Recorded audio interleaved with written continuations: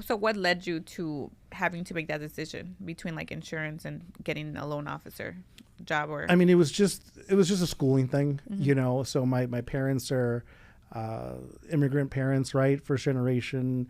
The thing that my dad would always say is, go to school. You don't have to work. I'll pay for your schooling, whatever I got to do. So I feel like that's the ideal message that a lot of immigrant parents will have. So with me being the firstborn and not doing that, yeah, I felt a little kind of like a stab in the back for my dad, like, like disappointed, like, so that kind of had a little chip on my shoulder of like, man, I need to do something with my life. Hey. Welcome back to Real Estate Confessions, where real estate cultura and generational wealth collide. We are 3 real estate agents spilling the tea, closing deals, and confessing everything. Yes, you heard that right. Everything. From wild client stories to generational building wins, nothing is off limits here. So let's confess. Today's guest is someone who is making serious waves in the mortgage world. He has helped over 100 families, and he is ranked in the top 250 nationwide in the National Association of Hispanic Real Estate Professionals. And he leads a growing team called the Noriega and Ayala team. Please help me welcome Johnny Noriega. Wow, quite the intro. I love that. That should play every time I walk into a room or something. Oh my goodness. I got you. I'll have it on replay for you. Just play it every time I walk in. Good. Yeah, have it as your ringtone. All right, Johnny. Well, thank you so much for being here with us today. So help us get to know you. Yeah. A little bit of who are you, and just who are you? Great. Who am I? And confess right now. Okay. Yeah. So a little backstory. I've been in the mortgage industry going on 10 years. Neighborhood Loans is the only company that I know. I've been with them since the very beginning. When I came on, I was more of like a telemarketer position, they called it. This is way before our company had like a consumer direct department where, let's say you're online and you go to our website and you put your info and then we call you. I was the one calling back then and kind of delivering the clients that would come in to other loan officers. And at the same time, I was trying to get licensed and got that out of the way. And then like every new loan officer, you don't know what you're doing. You don't know where to start. And luckily I had a lot of good mentorship. The owners of the company, Tony and Reno, are fantastic. And they took me on and I met with them and followed the game plan as to how to get from no closings up to getting some business and production. And slowly, little by little, we started growing. First it was myself, and then Jose came on in 2020 when the pandemic hit. And shortly after that, if you're in the business around that time, it just blew up, right? 2% rates, the golden years, right? We call it. And then we needed more help. So then that's when my brother Aaron came on. You guys have had him on before. You guys know him very well. And then fast forward to 2025, we're now a team of 6. So you mentioned Laura Ayala's on the team as an originator. So is Aaron, myself, and then we have 3 support staff as well. So it's growing. I see it, next year, maybe another 1 or 2 people coming on. And, as it continues to grow, the blessings are there, and we just are happy to continue doing what we like to do. And not to sound corny, but this business, of all the jobs that I've had, this is something that I wake up in the morning wanting to come to work, wanting to go to my appointments, and hopefully the trajectory just continues. So when you started your journey, because you started as a telemarketer, right? I said that right? Yeah. The calls would come in and I would kind of just, it wasn't me calling and trying to get business. It was people inquiring about getting a loan, and I would just, okay, hold on, please, for the loan officer. And I would kind of send the lead out to an actual loan officer. Yeah. So when you started doing that, did you picture yourself being a loan officer? Yeah. So the reason for starting at this company, the end goal was always to get licensed. So I didn't come in just wanting to be a telemarketer. I was doing insurance before. So I was licensed in insurance and already had that client connection, interaction, the product that you were kind of, helping clients with. And for some reason, just insurance, it wasn't for me. It just didn't give me that like joy and feeling. But I love my clients. I love helping them out and taking care of whatever their needs are. So when I came here, the end goal was to get licensed. And it was just a matter of just making sure you study and you take that test, because that test, man, is, the same thing with real estate. I feel like sometimes you either get it on the first try or it takes you a few times to get it. Did you get it on the first Oh, try? thankfully, yeah. And funny story. So as I'm doing the telemarketing thing and studying for the test, we started to create our own consumer department where we had, I think, 6 loan officers came in and started taking those calls. So little by little, my call list would get shorter and shorter as my date for my license approached. So in my head, I'm like, if I don't pass this test, I don't think there's going to be a job for me when I get back, And I tell this to Reno all the time, and he's like, no, man, I don't think that would have happened. But in my head, I'm like, let's just say I'm glad I passed it the first time, right? So what made you decide on being a loan officer? Because you could have done something else. You could have also became a real estate agent. Sure. And it's something that I did consider because real estate, I feel realtors, it's a little bit better known career path, and you have all the TV shows about it, and you have Netflix shows and all this stuff. You really don't see that on the banking side with lending. So sure, that was a career path that I considered, but it just so happened that I went to school with a few of the processors that work currently for this company that told me about originating and would say things like, oh, you should come on, and from someone that didn't really finish college and had no idea what I wanted to do, it's something to where all my options were open. I was even looking into union pipe fitter. A friend was doing that, and law enforcement, another friend was doing that. So when I was told to do this route, like I mentioned, I was doing insurance, and that's because of my cousin. My cousin, I think you had her on as well, Brenda. So she, kind of helped me with the insurance part, and then I kind of was bouncing from like different job to job. I was doing retail for a little while. So this career, I feel, you fall into this career, right? You don't wake up thinking like I'm going to be a loan officer, but it is rewarding. And if you put the work in and you follow the right path, you definitely can find some success in it. So what led you to having to make that decision between like insurance and getting a loan officer job? Or I mean, it was just a schooling thing, So my parents are immigrant parents, right? First generation. The thing that my dad would always say is go to school. You don't have to work. I'll pay for your schooling, whatever I got to do. So I feel like that's the ideal message that a lot of immigrant parents will have. So with me being the firstborn and not doing that, I felt a little kind of like a stab in the back for my dad, like disappointed, so that kind of had a little chip on my shoulder of like, man, I need to do something with my life. I can't just be living at home or getting like a low paying job. I got to find a career, right? So that's why I kind of jumped around from like retail and there are times where I felt like I was stuck a little bit. I was in retail for like 6 years and it really wasn't going to go anywhere. But I feel like everyone has that moment where you kind of just snap out of it and you wake up and you're like, you start doing the math, right? If I want an apartment, if I want to pay my car note, if I want to pay insurance, if I want to go out to a nice restaurant, this is what I need to make per year. And so once you start to dive into the actual numbers, it's like, all right, 18, 20 bucks an hour is not going to cut it. So, that's where my cousin came in and she introduced me to insurance. Forever grateful to her. And then, shout out Yessie and Norma over at Neighborhood Loans as well. And they kind of said, hey, come on by and I think you do great. And at the time I didn't know what it entailed. My only experience with someone that helped you with a mortgage was, you go to a big bank and your teller refers you to the person sitting at the desk and, they have a little salary and their bonus per deal. I didn't know the commission only side of things, which obviously is very tough at the beginning, but if you apply yourself, it's very well worth it. So she could never give me like an amount, like how much do you, I don't know, but it'll be great. I think you'll do great. And then I'll never forget, they said, look, I don't know how much he makes, but I will tell you that, we got President's Club and he took like 4 of us to Miami and he paid for our flight and our hotel and we had drinks and I didn't pay anything. And I was like, yeah, that probably seems like, a good salary or a good commission. So let me sign up for the test. So yeah. Is that when it really hit you? Like, yes, I want to do mortgages. Yeah. You're like, I mean, again, it's not, and like you ladies know, it's not like this, if I ask you individually or other realtors, hey, how much does a realtor make? There's a million different answers, right? Same thing with lending. You ask, 10 loan officers outside this room, how much do you make? You're going to get 10 different answers. So it is a hard thing to tell someone that doesn't know anything about, the industry.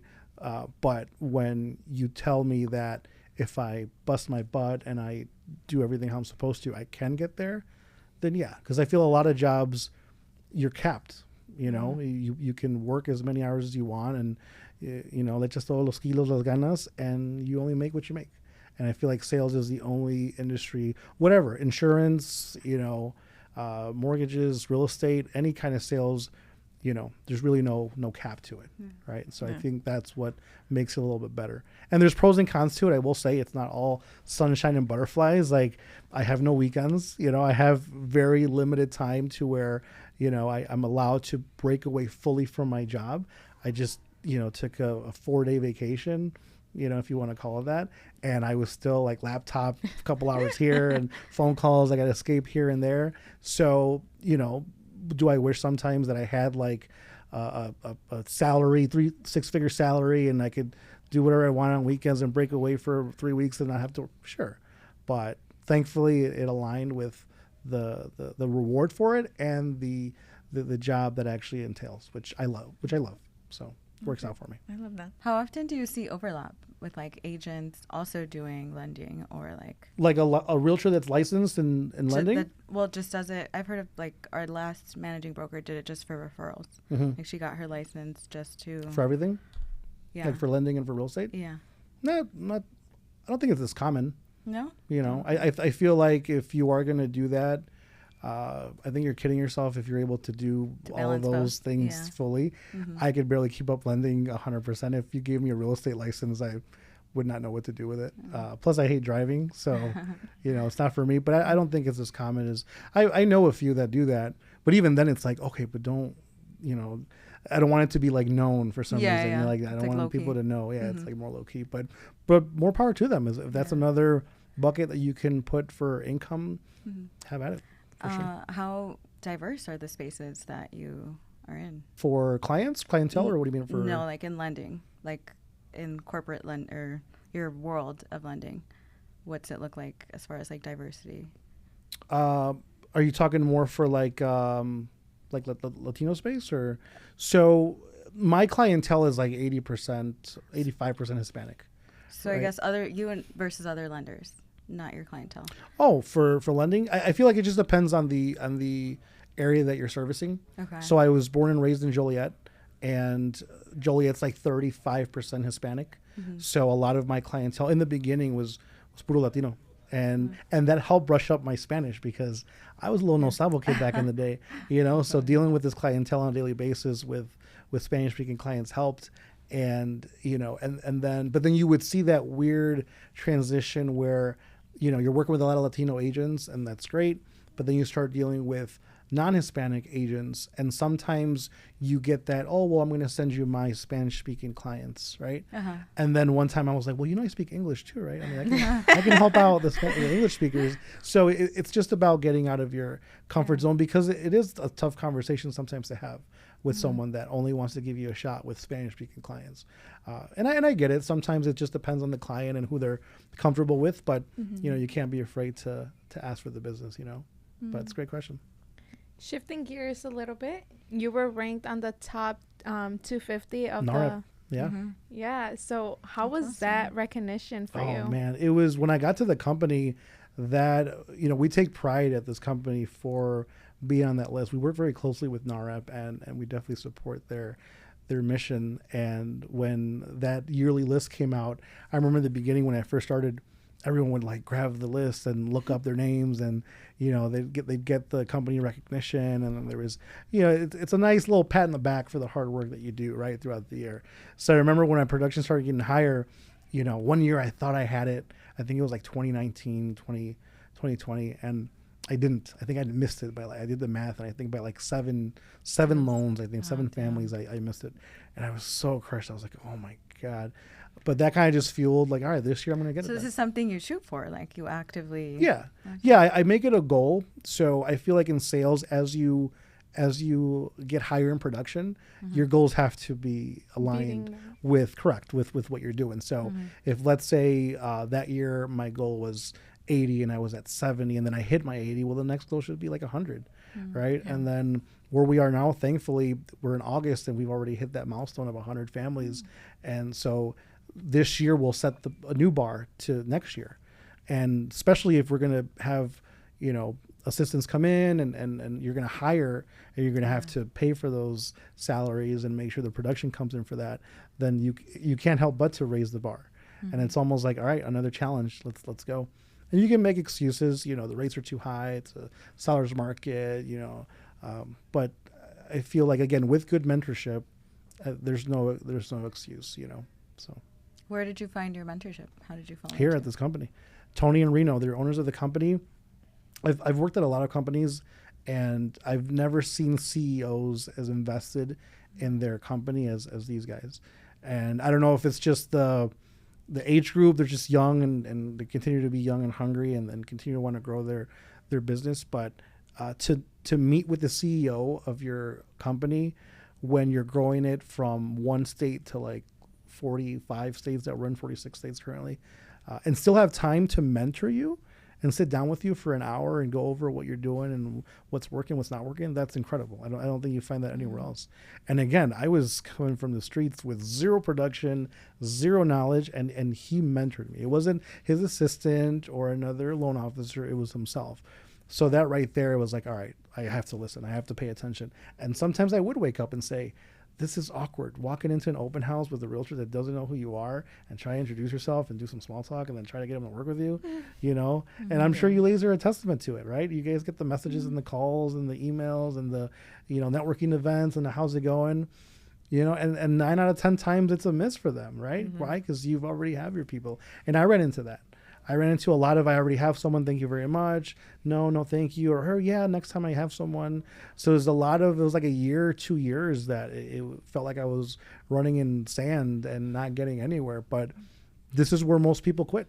This is where most people go get a full-time job and it's not because they don't want to. Well, sometimes it might be because they don't want to, but it could be because they have kids, they have bills, they have, but when I started, I was, no, which I still don't have kids, but no kids, no responsibilities, no big bills, no mortgage. So I had all the time in the world. So I feel like sometimes you need that a little bit. So now what is your why? What fuels you every day? So I think it's still that not disappointing my parents kind of thing. Again, I heard that goes away after like a certain age, but I'm still there too. Like it does. I feel like where I am now, I think we're past that. I think I've gotten to a point to where, my dad has seen, the growth and he's acknowledged, he gave me the I'm proud of you speech and I was bawling like a baby and, but I think after that I was like, okay, we're good. But I think what continues to fuel it is now my team and making sure that everyone who we bring on has a position, has a salary. We're not like trying to let people go. And that's why it's been a very slow transition into that. Right? A lot of people, as soon as they have a really good year, oh my God, they're hiring staff, they're doing this, they're doing that. But then they have a little off year and then they got to lay off and they got to do this. I was very particular with when I wanted to hire and how often. And a lot of people say to this day, no, you have the business already. You can add another one. And I'm like, I don't. I need to be a little bit more meticulous with it. So that is my new why, I guess, as far as continuing to grow the brand, the business, and taking it to new heights, possibly, in the future, lead a branch and have an own office or something, right? So that continues to be, but my main core of it is that not disappointing the family thing, right? Even as an adult, some of the things I do, I'm like, man, my dad will be pissed if I do this. Maybe I won't do it, That's good. So it helps a little bit. Maybe it never goes away. Like it's always a little as a parent, right. I'm glad. I'm glad because you do as like you said, like as a parent, we want the best for our kids. And if we yell at you and we tell you this and that, it's not because we want something bad for you. It's because we're trying to push you to do something better. Yeah. And I think that age is like when you get it, I think it's either going to be late 20s or early 30s when you get it. Yeah. Because I think for me it was a little bit later in life where I was like 28, 29, 30 that I was like, you know what, I get it. I get why you do this. And I'm not a parent yet, but I'm sure once I have kids, it's going to be the same thing, that cycle. But hopefully a little better than I am when I was a kid. So what kind of advice would you give to like anybody who's first gen, right? Because a lot of us don't know. We have to like pave the way for our own path, right? Like you said, you're the oldest brother. What kind of advice would you give somebody like you? So I would say not to let your influences take over too much, because when you are the oldest, you don't have that person that tell you, hey, you have your parents, but they're your parents, right? You don't really listen to them. So you have friends, and then you have classmates, and then when you get older, you have coworkers, and you have high school friends, and so a lot of influence will come into play when it comes to what you do, where you work, the people you associate yourself with. And a lot of times it's tough to go against that grain because, I mean, as a kid, you don't want to be not cool and not you do this and do that. But I feel that's number one, to not let the outside influence really take advantage. And then once you start getting, if you're one of three or one of four, it's the example you have to set. To this day, we're all, I think, I'm one of three. My sister's already 30, so she's not really the baby anymore, but she's still the youngest. But to this day, I still lead a life too, where it's like, all right, what I want, to set an example like this to Aaron, to Mady. And now that I lead to the team, do I really want to act like this with my team watching and things like that? So it's something that I've had to learn, and I've made plenty of mistakes in life when it came to falling down and making mistakes. And maybe that's the second piece of advice. Don't be afraid to make mistakes. It's not the end of the world. It'll be okay. But the important thing is to learn from those mistakes and make sure they don't happen again. Because if it continues to happen, now it's a habit that you have. And now we need therapy. Okay. To shake that. So, Okay, I like that. So what do you think was your biggest challenge when going from a W-2 to a 1099? So we're not 1099. You guys are not, because you guys are W-2. Breaking news. Wait, yeah. We pay taxes. How does it work? Because if you were in sales, how does that work? So I don't know if it's more of a bank thing or something like that, but we are W-2 employees. So the way it works is, let's say you take a calendar month and I have a closing before the 15th, it gets paid out the next month. And if I have a closing after the 15th to the end of the month, it gets paid the 20th. So I get paid twice a month, and everything is taken out: taxes, health insurance, 401k. I mean, shout out my company if anyone wants to come work for us. Great insurance, matching 401k. So yeah, the gross looks great, but then after all the deductions, that's why I have that joke with my realtor partners when we have a closing. I'm like, you're buying dinner because that check is a lot higher than mine, right? Yeah. I think I need four deals to match one of yours, I think. So, So again, you guys are buying lunch after this. Okay, fine. Okay, I didn't know that. That's pretty cool. And I think last time we met, we talked briefly about like kind of what you were working towards, because we talked about how a lot of people don't have retirement accounts and things like that. And I think that was like, so that to me was like, hey, most people don't acknowledge that. Like, I scream it out to everybody that I know, but most people are like, yeah, you're crazy. Like, who knows if I'm going to be alive? Yeah. So what do you think, like, what kind of advice would you give people who want to buy a house, right? Sure. Right now the market's crazy. 2, they want to build generational wealth, and then 3, that they want to retire comfortably. Yeah, I would say I'm more in the court of like you teach it by fear, right? So I have a lot of clients that want to buy every single day, and again, we're in the Midwest where my clientele is your average blue collar worker. And the reality is the majority of them are a car breakdown away from being completely broke and racking up tons of debt and being in a very bad position financially. So that means low savings. That means no retirement plan. That means we're working pretty much check to check, right? And then when we want to go on vacation, the credit cards come out. And then tax season comes around, hopefully we pay them off, and then we start over. That's, I feel, the majority of people that I come into contact with on a day-to-day that don't qualify for a home, right?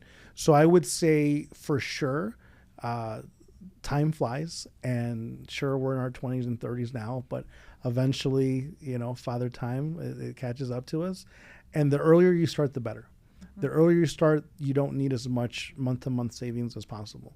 And I feel like where we are in this economy in this country, there's only a very small amount of guaranteed things that you can do to have a successful retirement. And number one is real estate. And real estate is something that is very slow. Now, unless you're flipping out there, and God bless you if you're doing that, but most of it is like buy and hold, right? Rent it out, have it pay for itself. where rates are right now.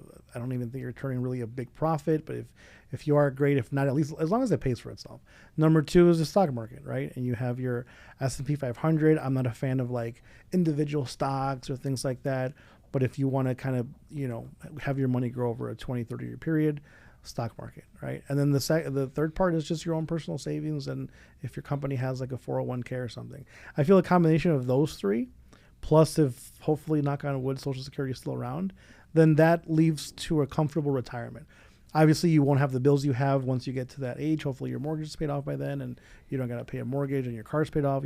So your bills are a lot less, and the money that you are collecting month to month is good. So I would say whether in your 20s or 30s, I love young homeowners. When they're coming in at 21, 22, 23, buying a house, that's amazing. I wish I would have bought that early in life, But even if you're in your 30s or 40s, I think it's still a great opportunity to start. And having something is better than nothing at the end, because gone are the days of, like my dad, for example. He worked for a company for 25, 30 years. He got a pension, really solid pension month to month, plus his Social Security. He's doing pretty good. He's okay. He's not balling rich, but he's paying the bills. He's got a house. He's not going anywhere. Whereas you don't see that a lot right now with jobs. And the next best thing is a 401k, but now you have to put into it, and you don't have to touch it. And that gets tough, because when you're limiting yourself to a particular salary, that might get a little tough. But I'm with you with the idea of, my alarms went off when I turned 30. I was like, that's halfway to 60. I'm going to retire soon. Oh my God, I got to hurry up. I got nothing in the bank, right? So that was like when my trigger goes off. But if you can do it earlier, then have at it. That doesn't mean you can't live a life of like going on vacation and having a dinner here and there, but it does mean being a little bit more disciplined, and if that means maybe getting a side hustle or doing something for a little while, or real estate or investing, whatever you're doing, at least you're doing something. Yeah, That's what I was that. telling Nayeli. It's like, whatever you want to do, just start. Yeah. Start late, start early, but just start. Yeah. That's like your first step. Yeah. So, yeah. Yeah. I like the whole, I've seen it on social media sometimes, where it's like, if you're ready to buy, that's the best time, right? It's not when the rates are down or when it's a buyer's market, or sure, does it sometimes make it harder or easier? For sure. But if you're ready to go and you've already budgeted and balanced, and it's something that you want to do, and you just don't do it because you're either nervous or you think the rates might come in or something, then at that point you're just wasting time. Then go invest in the stock market. Then don't buy a house, but invest in something. Put your money to work. That's the best advice I can give. If you're not really handy, or you don't know a lot of handy people, and if something breaks, like, oh my God, what do I do? Then okay, maybe it's not for you. But put your money to work. Do something. You can still rent and create a portfolio of investments. You can still do that. But I'm in real estate, and that's what I know. And I told my siblings, if I was a stockbroker, I'd be telling you about stocks and doing this. If I was a doctor, I'd be telling you to, if I was an attorney, I'd tell you to go, pass the bar. But I'm in real estate, so the number one thing I'll always vouch for is real estate.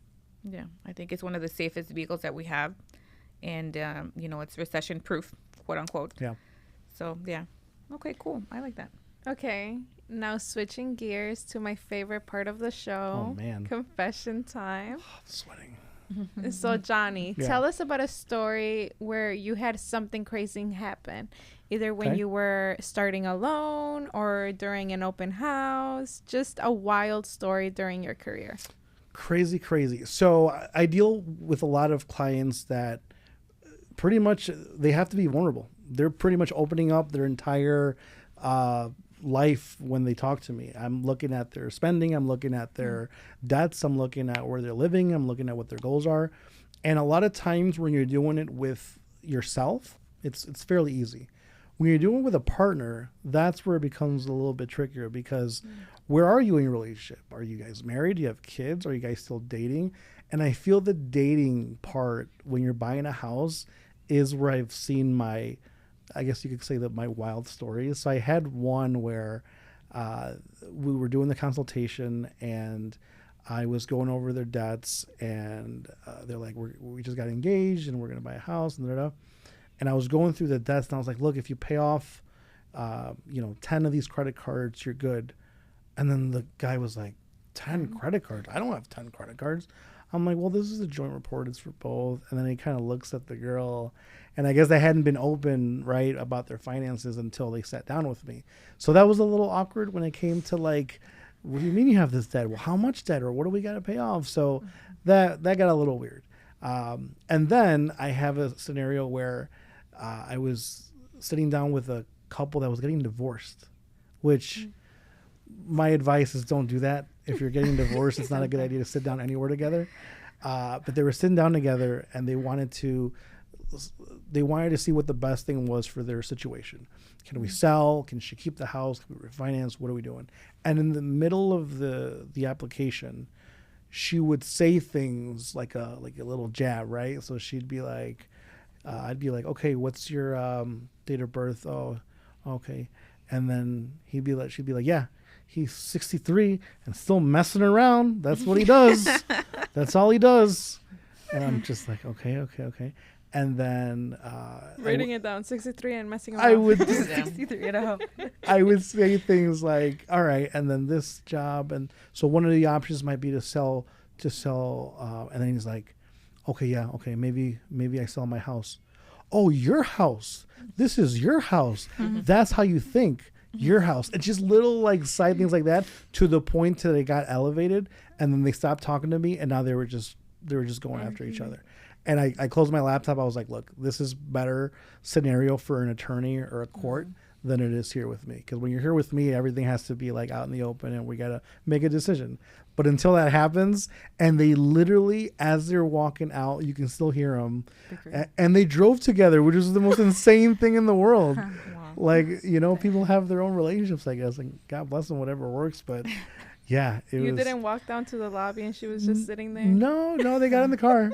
Yeah. So you're just like a part-time couples therapist. Yeah, I sometimes, and I do deal with a lot of refinances when it comes to divorce, and it is like a therapy session, because most of the time, it's one of the partners that keeps the house, and I think of one in particular where she was just it took, I think, 30 minutes to do the consultation, but it took another 20 minutes to kind of just tell me everything about how much of a scumbag he was, and all the things he was doing wrong, and all the therapy sessions that didn't work, and all this stuff. So she was giving you the backstory. She was giving me, I was like, this helps nothing with your file, but okay, I'm here for it. Whatever you want. And I think that's why I love the tea. I love, all right, tell me. I'm listening. Yeah, I love it. As long as it doesn't concern me, I'm all I'm all for it.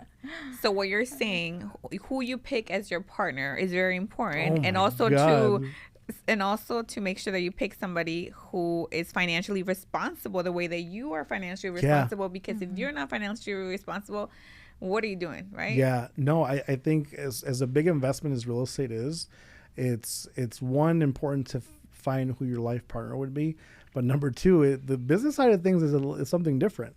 Right. One thing is like, oh, te quiero, I love you, you're my queen. Another thing is we're going to both dive into this investment, and we're going to make sure that we keep our ends of the bargains going, and que tengamos todas las cuentas claras in the beginning, right? Because if I assume that you're going to pay for the mortgage, and you just needed me for the income, and then when that mortgage comes, oh, hey, you want to sell me? Well, I'll sell you. What do you mean? So it has to be upfront. And it's very tough to talk about your finances. Very rarely do people like to talk about their finances, let alone with their significant other. Sometimes maybe the trust isn't there. I don't know. I mean, if we have time, I just thought of another story too. Again, it's always boyfriend, girlfriend. It's always when there's no commitment. When there's no marriage, I feel like then it dissolves easily. So this couple was dating, and I don't know if the house was like the make or break point for them, but they got under contract. Literally the week of closing, I think it was a holiday weekend. We were gonna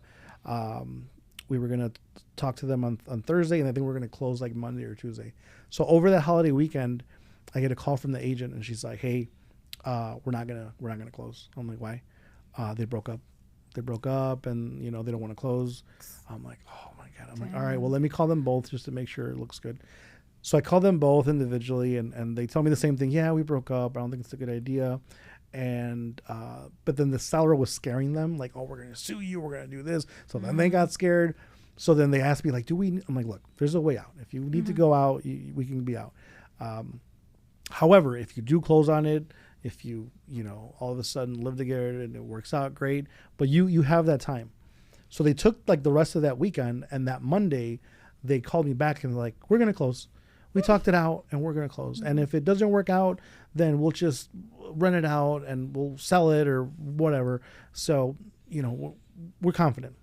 All right, closing's back on, schedule it, confirmation.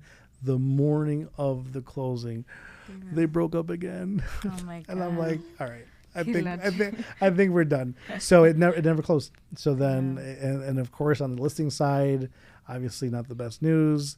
So it just goes to show that, I mean, I think that is a bigger commitment sometimes even than marriage, because they're like back and forth. And then I did follow their socials, because when they apply, they'll add you sometimes, right? Who doesn't want to add their loan officer to social media? So then they ended up getting married. Oh, what? Yeah. Damn, I would have been hurt. And I'm like, are y'all gonna buy it? You should Does have that mean we're like, gonna hey, buy soon? I still have your application. So I'm just Put waiting. a house on their post. I'm waiting for the call. You should tag them. Look at the camera. You know Yeah. who you are. I'm Please. waiting. You know exactly who you are. I'm waiting for the call. So that was a crazy ride. And people, when they at first said they were back on after I talked to them, my whole team was like, "You're an amazing marriage counselor. You brought them back together." And I was like, and then when they told me it broke up, I'm like, dang. It's not in my cards to be a marriage counselor. Oh, man. So It's crazy. So what I'm hearing is, do not co-sign with somebody that you are only dating. yeah, you gotta get that ring first before you get that signature, I Ladies. think. Yeah. And just, I mean, even co-signing in general. I mean, there's been many times where I've had clients that have 4 cars in their profile. Es porque mi tía y luego la prima, luego mi hijo, and this lady was so giving, and the minute I'm like, okay, well now it's your turn. Now you need the co-signer. Nobody. She came back. She's like, I have nobody. I reached out and no one wants to. They say it's a big purchase. Damn.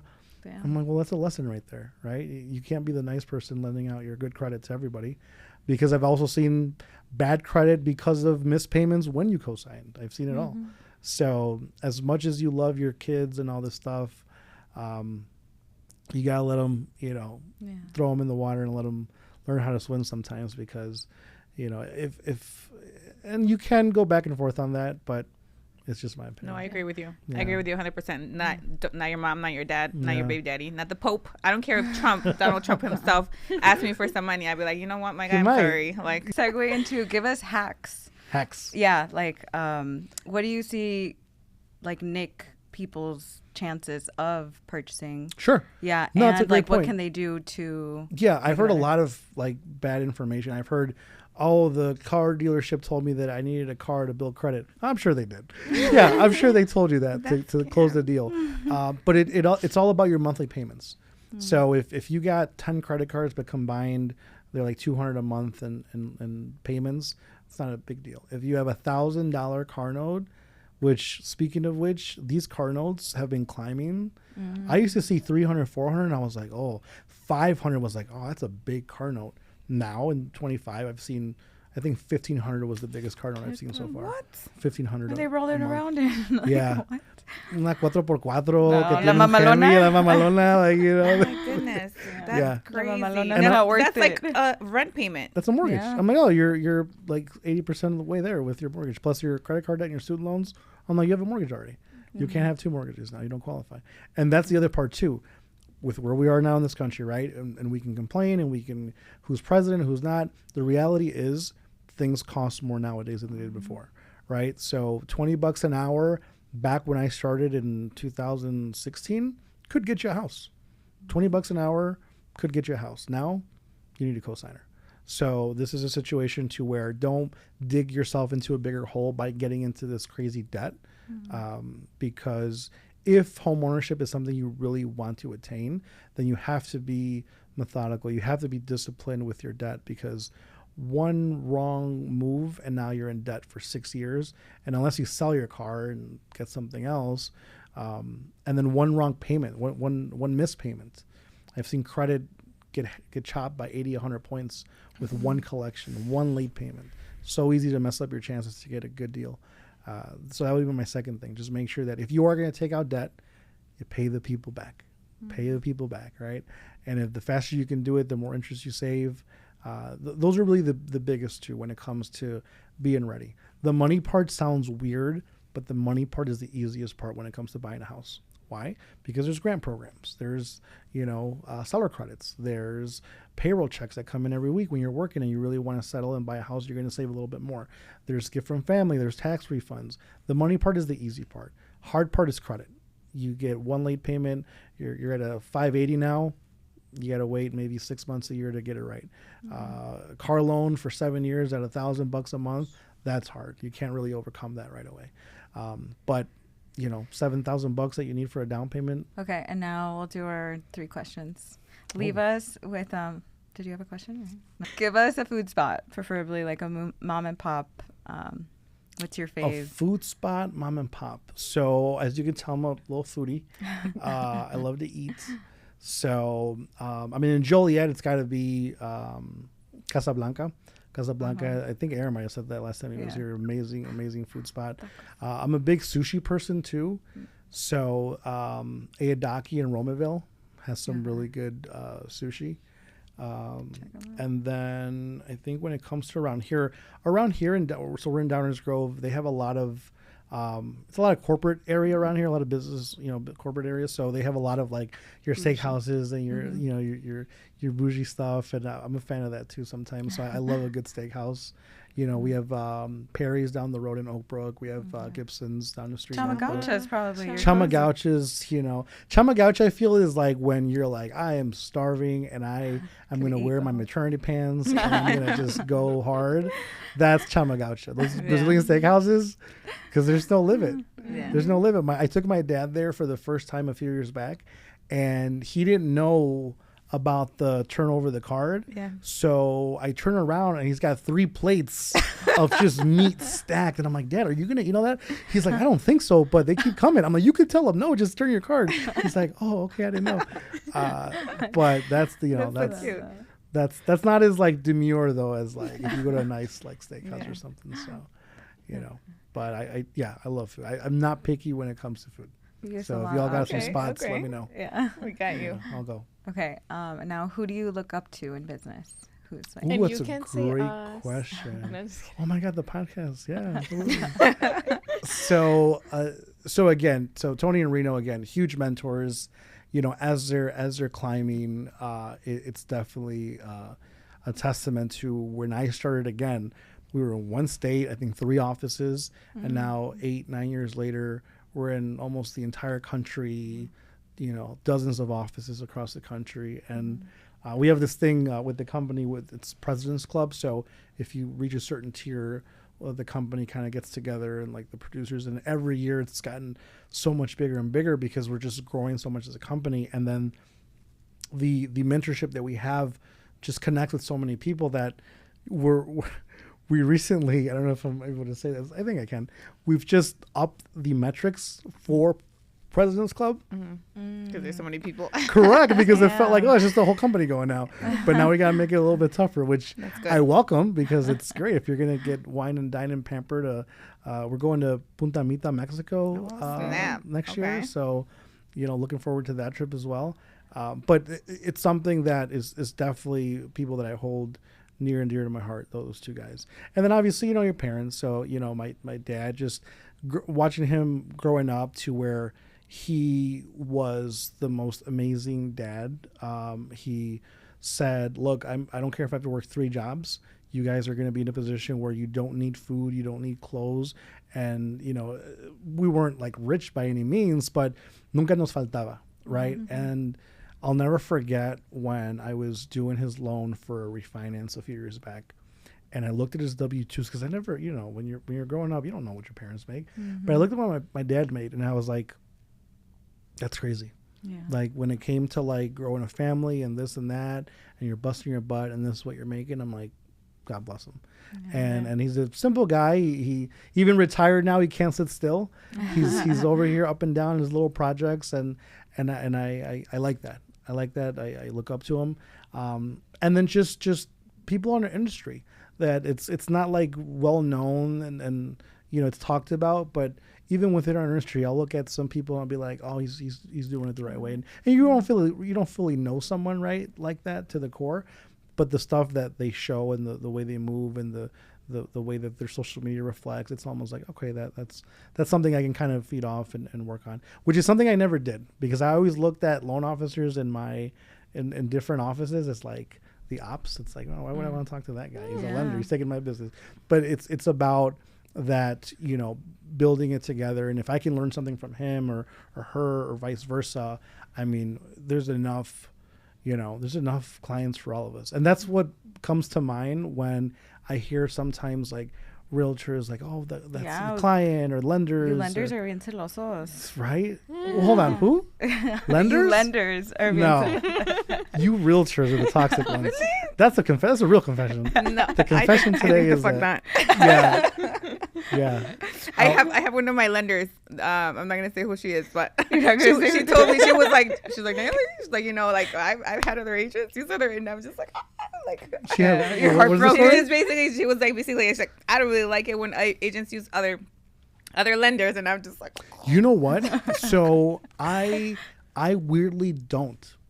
I really don't. Like when I have my referral partners and they post it, and I'm not lying. Like I genuinely am like, okay, that's cool, because it kind of tells me that one, you're busy, so good. I continue working because we need some leads, right? Mm-hmm. But then two, it's like, que ganas con eso, right? Mm-hmm. Now on the other hand, y'all, when it comes to being like a little jealous, I'll post like, out to lunch with like a couple agents, and then I'll have the swipe up the excuse me, where's my plate? I didn't get the invite. Oh, thanks. I guess that's your favorite realtor that you work with. Oh my God.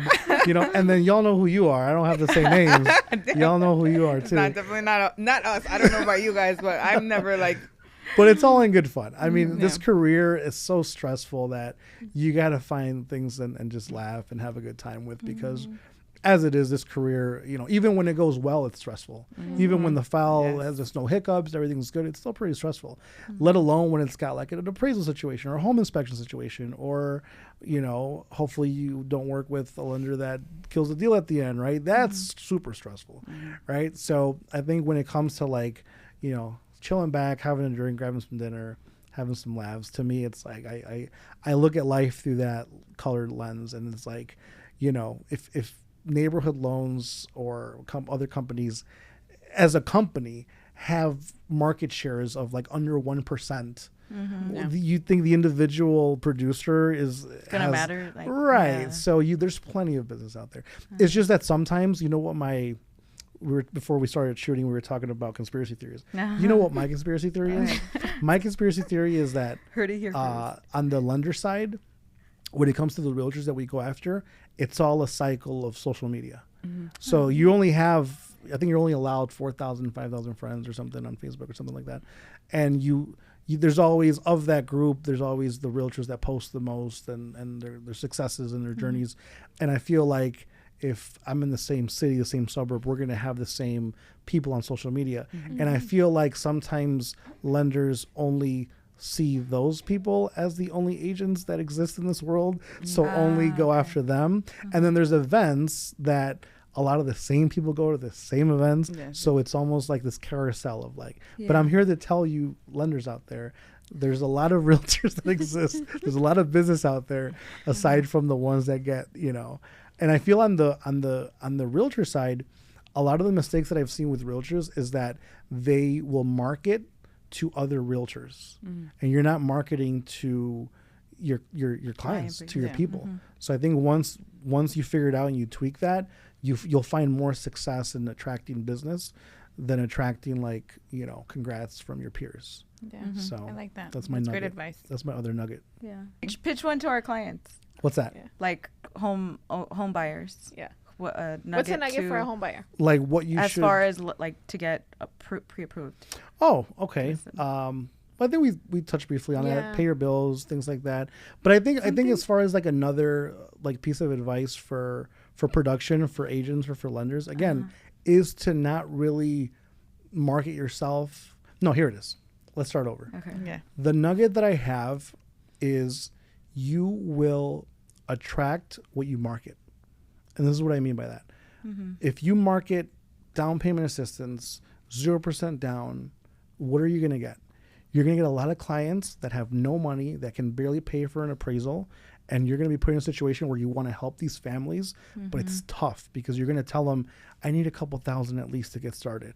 And they're like, but you told me in your ad that it was 0% down. So why are you telling me that you need $3,000 all of a sudden? If you start to market yourself in a way to where it's like, you know, I'm available, I'm there for you, I'm an expert in the market, I can get your home sold in a relatively quick manner, and you're not over-promising these crazy things, the clients that you will attract are going to be now at a level where they can talk to you in realistic terms. So I feel like a lot of agents do that. For sure, a lot of lenders do that. And we have amazing products as well. And, you know, we're all trying to help people and everyone for sure. I'm not saying turn away people that aren't making a lot of money. I'm never saying that.